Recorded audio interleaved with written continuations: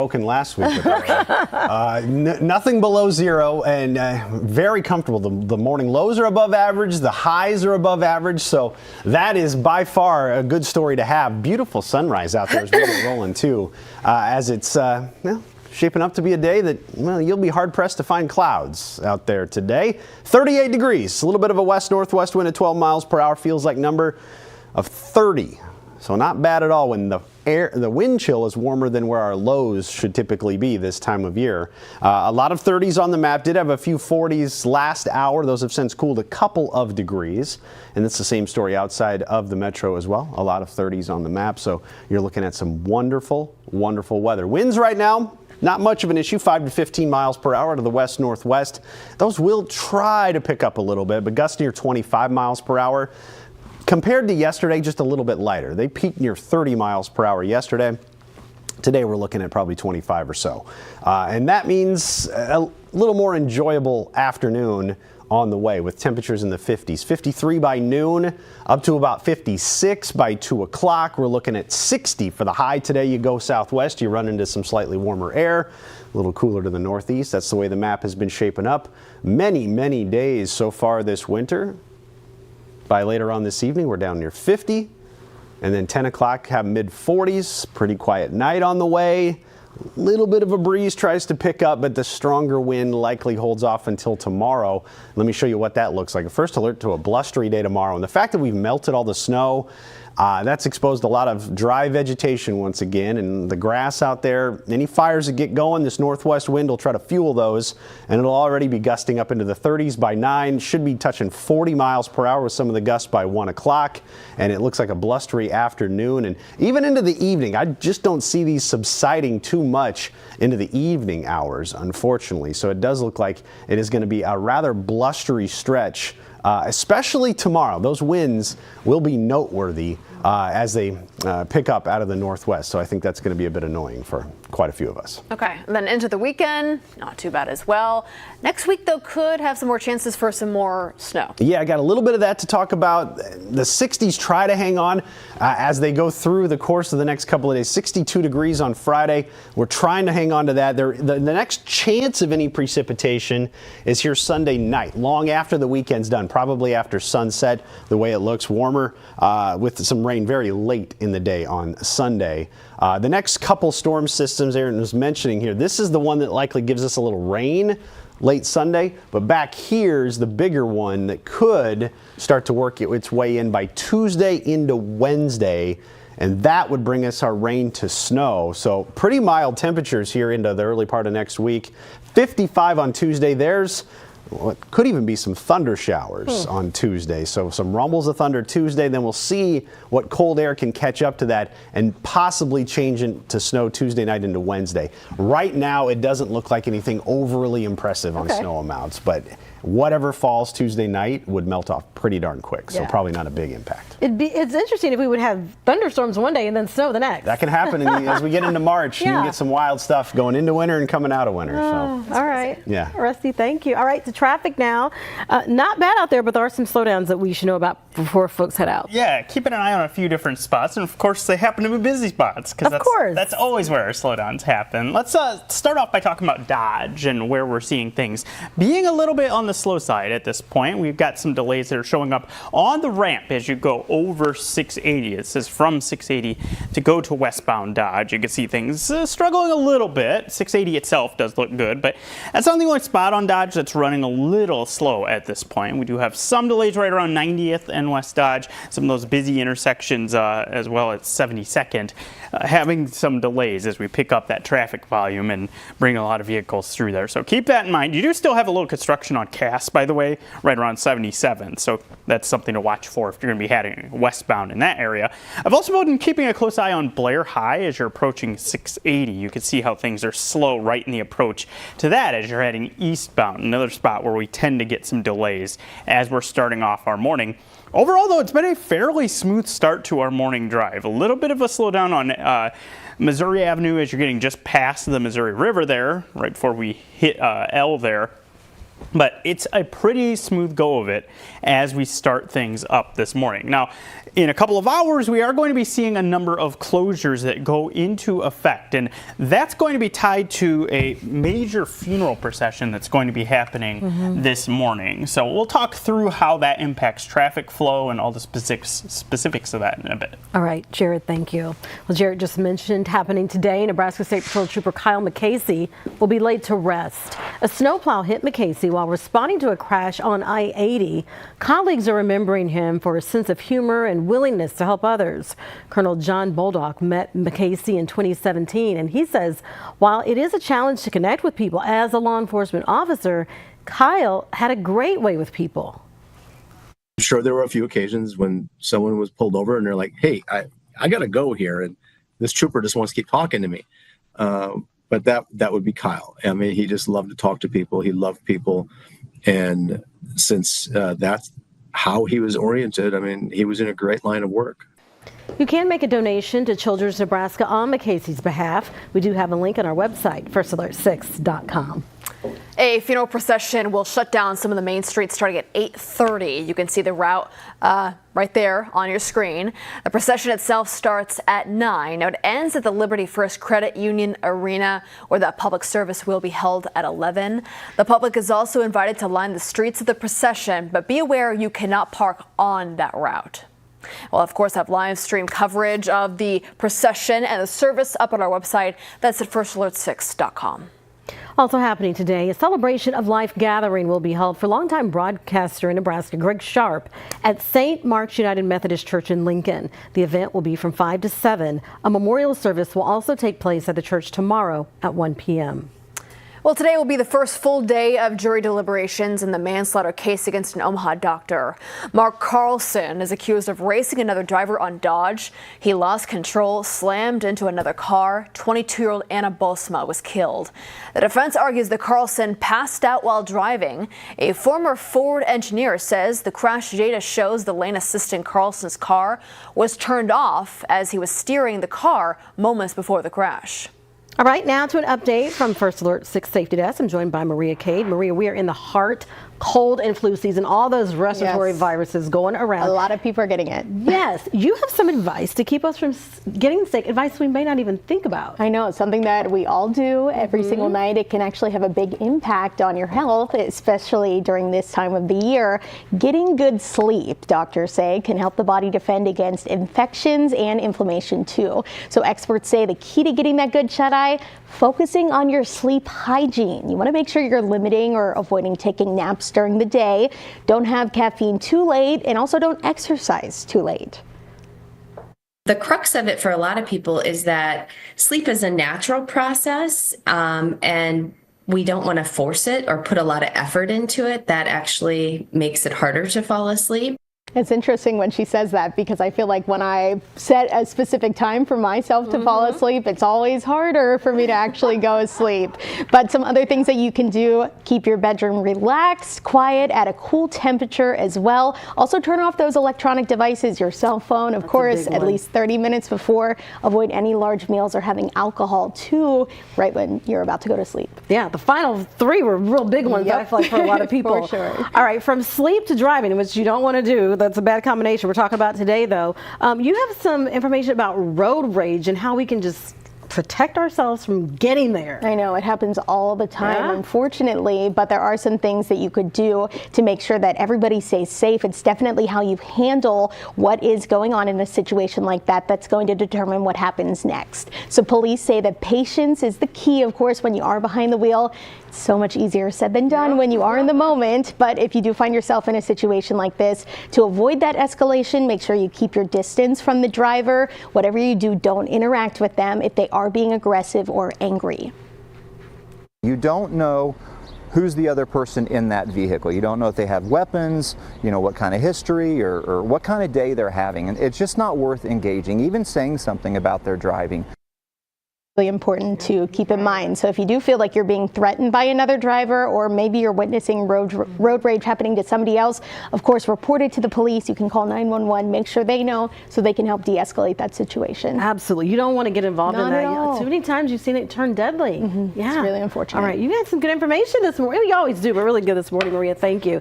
And we'll be right back.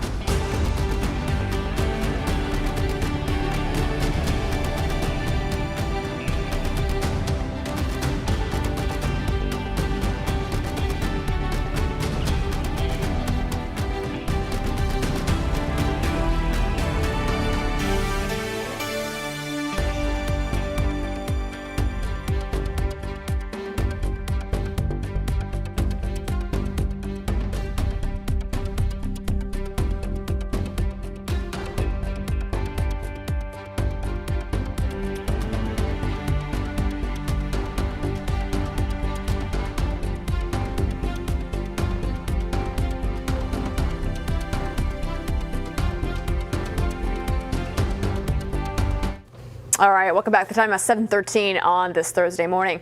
We've just been really blessed with the weather this week, and we're continuing that trend today. Yeah, less wind to deal with than yesterday, so that's good news. I think of today and tomorrow, you're going to see some warmer numbers for tomorrow, but today's probably the better day because the wind will be lighter. So gusty winds with some warm sunshine may get up to 25 miles per hour today. Tomorrow, they're even stronger, and that is when the fire risk goes up a little bit, so keep that in mind. And then next week, we have several rain and snow chances to watch for as well. So the wind gust forecast for Friday especially is something we need to watch. Notice by 9:30 we're talking gusts up near 30 miles per hour. Some of those could get near 40 miles per hour on Friday. It's going to be a blustery one. You can see Wahoo, Plattsmouth, Shenandoah all trying to even go above 40 miles per hour with some of the peak wind gusts. And I don't think these are going to subside into the evening. This will probably be something we contend with deep into Friday evening, maybe even the overnight as well. Now the wind, a little noteworthy today. We have 5 to 15 mile per hour winds right now. Those could get up near 25. This model suggests maybe near 30 around 9 o'clock. Tends to overdo it a little bit in the mid-morning hours for some reason, and then it'll back off a little bit into the afternoon. So that's much more enjoyable. By noon, we're up into the 50s. A very similar day today to what we had yesterday, but you're going to have a little less wind. We can get up near 56 by 2 o'clock. I like about 60 for the high today. And then to the southwest, you'll notice slightly warmer numbers, cooler to the northeast, kind of how this winter has been shaping up for most of the area. By later on this evening, we're down in near 50. By 10 o'clock, we're in the mid-40s. And you got a pretty quiet night out there all the way into tomorrow morning when we start off near 40 in the morning hours. And from there, try to climb a little bit. So about 40 to start, 62 for the afternoon high. But remember, that wind on Friday, that'll be noteworthy. Easily the day with the strongest wind. There is potential for a few showers by Sunday night. Notice by 7, 8 o'clock, there's not a ton with those, but I think sunset would be the earliest. There could even be a little rumble of thunder with these as well. Sometimes with those little heavy stripes, we'll show you as a little isolated thunder shower rolling through. Heading into early tomorrow or early Monday morning, there's not a ton of that left. So very minuscule little shower chances. Will actually surge and warm a little bit more on Monday, up to 57 for the high there. So aside from Saturday cooling down a little bit, that's a pretty good forecast there to end February and start off March. Yes, March 1 is Saturday. Oh my gosh, look at that. Yeah. It's also still winter, and Mother Nature knows that, so we're not done with the winter weather yet. And I tell you what, across the entire country, it does look like the weather pattern for at least the first half of March is going to be on the busier side. You have this storm system here Tuesday and Wednesday, probably very noteworthy. It's going to have severe weather in it well down to the south. We're going to be on the northern edge, so yeah, we could get some thunder showers, but then we have to watch for, can any cold air catch up to it and change it over to some snow. So this is Tuesday morning, actually. There could be some thunder showers out there by this time Tuesday morning of next week to first alert you to. Nothing severe the way it looks, but that's on and off rounds of rain. And then we watch Tuesday night into Wednesday. If any of this can change over to some wet snow, it doesn't stick around long enough right now anyway to cause some huge problems, but a little bit of snow on the ground by the time you wake up on Wednesday, something we'll have to watch for as we go into the middle of next week. That's still several days away, but a first alert to that just in case it tries to turn into something a little more ominous for us. That's what we'll be watching heading into the middle of next week. All right.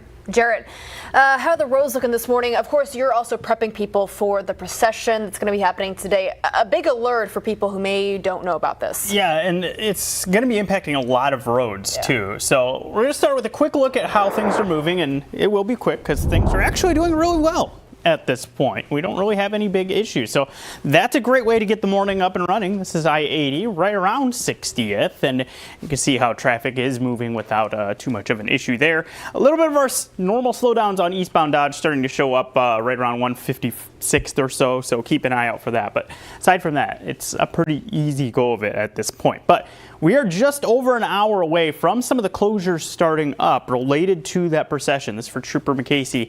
And as that starts to get set up, you'll see roads that are closed along the route. That includes Center near 60th. You've got 60th from Center all the way through I-80 interchange down to L. You've got L from 60th to 72nd, and then 72nd from L to about Q or so. All of those areas will be shut down from right around 8:30 until the procession moves through those areas. So you'll need to plan accordingly to that, including some impacts to I-80. Now, I-80 stays open, but the exit ramps to 60th will be closed starting right around 8:30 as well. And you're going to be looking at 60th being closed through that interchange, as I mentioned. Keep in mind, 72nd has that road work that's happening that has access to I-80 pretty limited as well. So if you're looking to head toward I-80 during that time frame from roughly about 8:30 through 10:30, it's probably a good idea to plan to use 42nd, use 84th, or plan maybe just to even stick to the JFK to get your north-south route there and avoid 60th until we get this procession going through this area. So we'll continue to monitor things, but wanted to give you a first alert to that being something that you will notice if you try to use those roads that have the route going through there this morning. Yeah. All right, Jared, thank you. Omaha Police and the Washington County Sheriff's Office hosted a town hall outlining the benefits of a proposed firearms training center out in Fort Calhoun. The range would be used for law enforcement training. Eventually, it might open to the public. It would be located on a plot of land next to a solar field east of Fort Atkinson. Well, homeowners could miss out on the property tax relief they're owed this year because of a bill passed during last year's special session. That's right. A state senator is trying to correct that error. Senator Brian Hardin says LB 34 inadvertently made it so when most Nebraskans file their taxes this year, they won't be able to get a refundable credit offsetting property taxes. By failing to include the 2024 tax year in the property tax credit, we place an additional financial strain on families, farmers, and small business owners across our state. If his bill, LB 81, passes, the Department of Revenue estimates the state's general fund would lose more than $635 million in revenue between fiscal years 2025 and 2027. The city of Omaha released an independent study to address concerns the state auditor expressed about tax increment financing. Yeah, since 2015, Omaha has approved 196 TIF applications for projects. Mayor Gene Stothard says that Omaha's TIF program is on solid ground. The TIF review that we are releasing today verifies our strong system of checks and balances and a well-vetted process that ensures that only projects that qualify are approved. TIF does not create debt for the city. The city is not the lender, and there is no risk for the city or the taxpayers the way we use TIF in Omaha. Mayor Gene Stothard says in 2023, the city approved $584 million for TIF projects. Hollywood grieving the sudden loss of 2 stars. Yeah, we're going to take a look back at the height of their careers and what they contributed to the industry when we come back.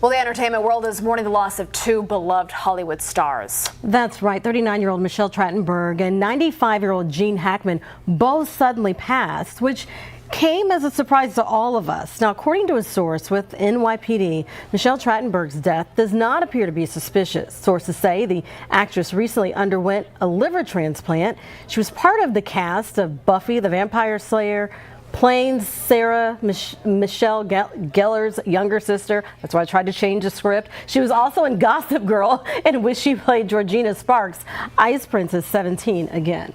Yeah. Oscar-winning actor Gene Hackman, his wife Betsy, and the couple's dog were found dead inside their home. NBC News says investigators don't suspect foul play, but right now the cause of death is not clear. Hackman was known for starring in classics such as The French Connection, The Conversation, The Royal Tenenbaums, Unforgiven. He also turned heads as the villain Lex Luthor in Superman. I was so sad when I heard you saw that before me this morning. I was so sad to hear the news. Yeah. I love basketball, and he was the head coach in Hoosiers, if you know that movie from way back when. But that was one of the older ones there. And like even Michelle Trachtenberg, like she was on Nickelodeon a lot when I was growing up, and I knew her from back then. A couple of shocking ones there. It's always unfortunate. Yeah, I know. Always. So Hollywood will mourn the loss. All right, thank you so much for joining us, folks. We're going to get ready for the update in today's show. You can watch it here streaming, or you can watch it over the air. All right, have a good Thursday.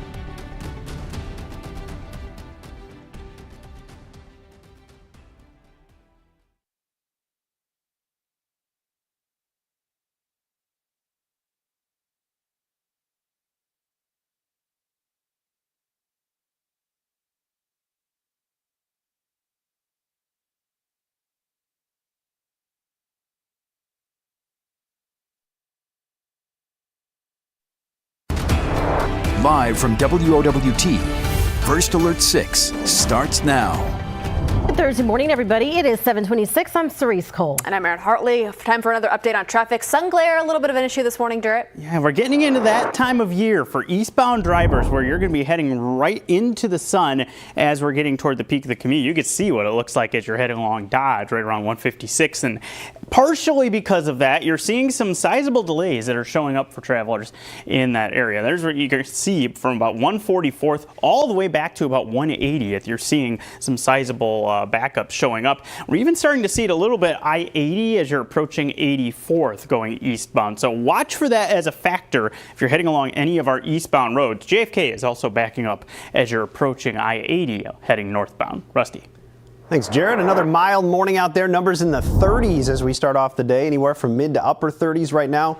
Typically this time of year, we are in the 20s in the morning hours. So that's a nice mild start comparing where we should be. You got a little bit of a west-northwest wind, 5 to 15 miles per hour, 53 at noon, 59 by 3 o'clock, up near 60 for the high today. So just a little bit warmer than yesterday and a little less wind than yesterday. The gusts yesterday got up near 30 miles per hour and above in some cases. This is probably a little too high. I think most of our gusts will top out near 25 today. So a little bit of a breeze, but not all that much out there. Should be a pretty enjoyable Thursday. Aaron? Well, Nebraska State Trooper Kyle McAcy will be laid to rest. A public service is held at 11 a.m. at the Liberty First Credit Union Arena. We'll be streaming it live up on our website. That's at firstalert6.com. It is 7:28. We are back with another update for you in about 25 minutes. We'll see you then.